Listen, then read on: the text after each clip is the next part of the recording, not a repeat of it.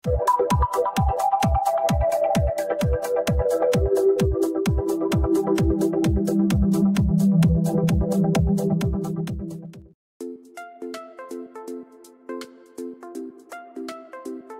welcome to my channel, Malot Marquez Vlog. Ngayong araw na ito ay gagawa tayo ng warainab or stuffed grape leaves na karaniwang kinakain dito sa Middle East, lalong-lalo na ang mga taga-Lebanon.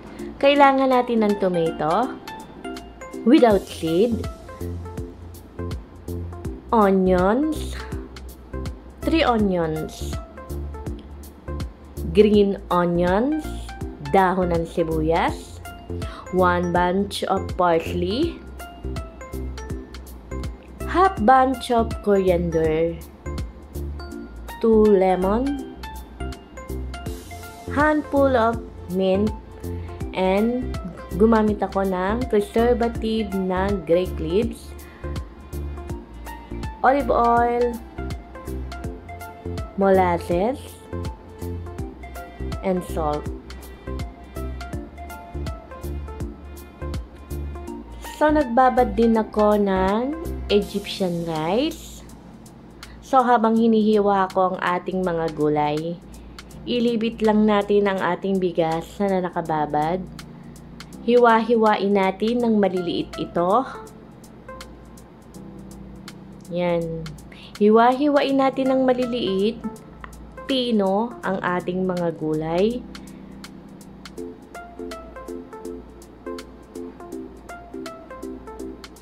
So, hugas na lahat ito, hihiwain na lang natin. And don't forget, wala pong buto ang ating tomato. So, tara, hiwain na natin. So, tapos na nahiwa ko na ang ating mga gulay. Isama natin ang ating bigas or Egyptian rice. 2 cups of Egyptian rice. Lagyan natin ng olive oil, 1 cup of olive oil,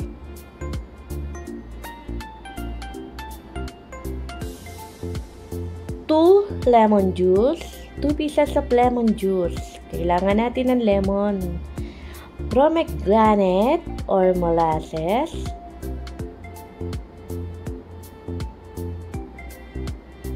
and salt. As you want, at you taste. Kung anong gusto niyong lasa. And then, haluin natin. Ayan. Salain natin ng sabaw dahil ito ay kailangan natin para sa sinaing natin dyan sa ating grape leaves or warainab. So, ayan ang itsura niya pag pinaghalo-halo natin.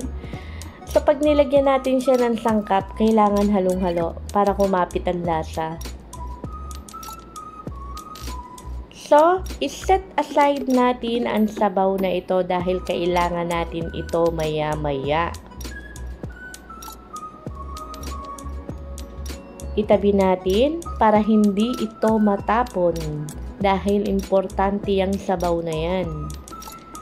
So, ayan.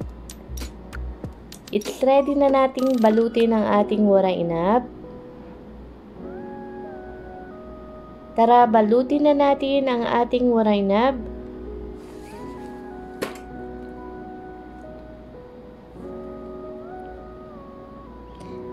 Ang kailangan natin sa dahon, ang magaspang ay nasa loob, ang manipis ay nasa ilalim.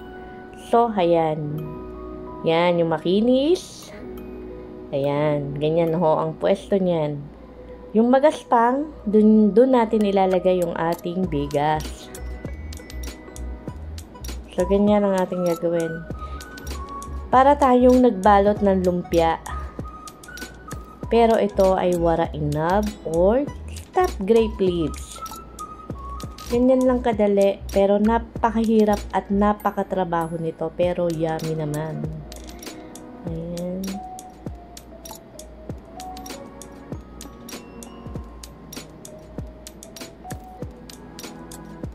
Balutin lahat natin ng ating nagawa nating bigas. Ayan, meron na tayong nagawang isa. So, iset aside natin yan hanggang matapos natin ang ating mixture.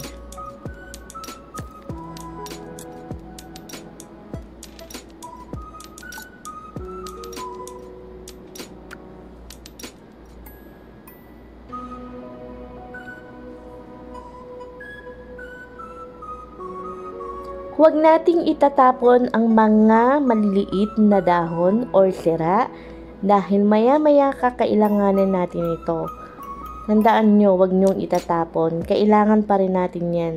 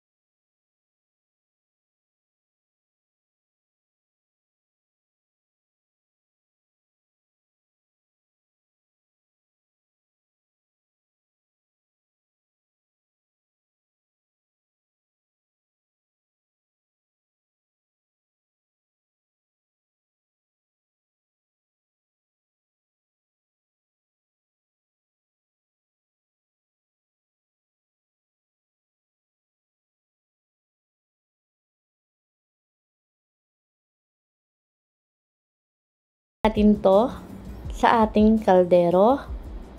Ayan yung pinaka-base ng ating warainab.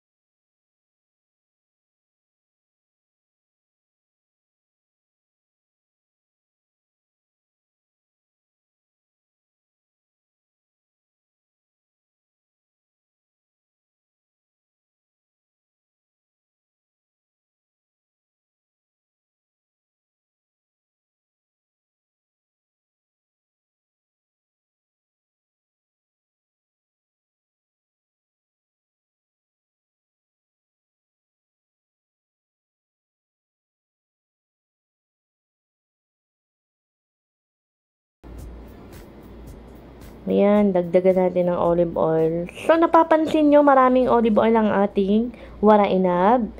Kailangan natin damihan ng olive oil para hindi siya dry. Hindi siya dry. Lagyan din natin ng tubig. Kalahating basong tubig. So, haluin natin.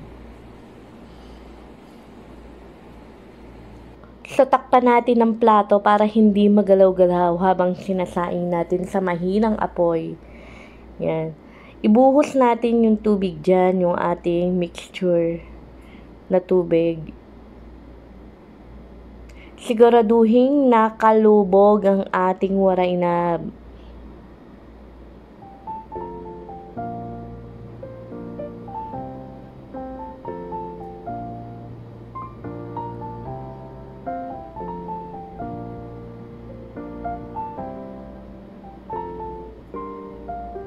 So, i-ready na natin ang ating kalan. At lutuin natin ito ng 2 to 3 hours. Pero mahinang-mahina ang apoy. So, i-ready na natin ang ating wahayan. Luto na ang ating wara inab. Medyo napabayaan ko yan.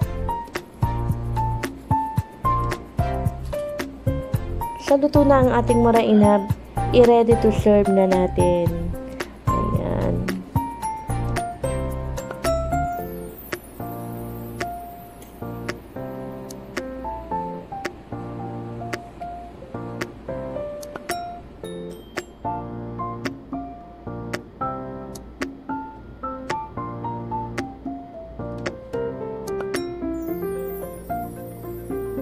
Ayan na ang ating wara inab or stuffed grape leaves ready to serve. Thank you for watching, guys. Kung bago pa lang kayo sa aking channel, please don't forget to subscribe my channel, like, share, and comment. Thank you. Thank you for watching, guys. Love you all.